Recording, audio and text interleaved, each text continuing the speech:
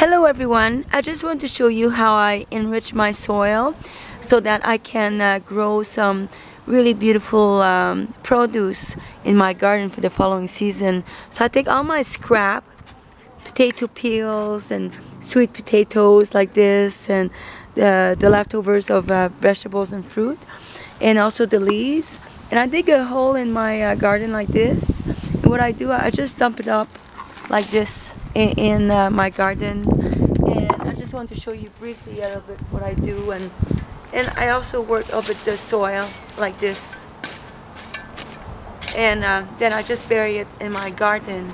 And I also have some earthworm in my garden, and what it does, the earthworm eats all the scrap, you know, the potato peels and stuff like that, and it turns into natural fertilizer for my garden.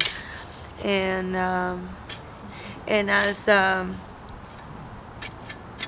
garden secret is, the secret for great harvest and beautiful big produce is always in the soil.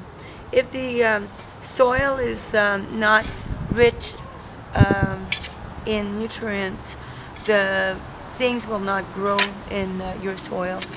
So I just want to share that with you today, and thank you very much for watching. Look in the description below, you might find some information there for you. Bright blessings, everyone.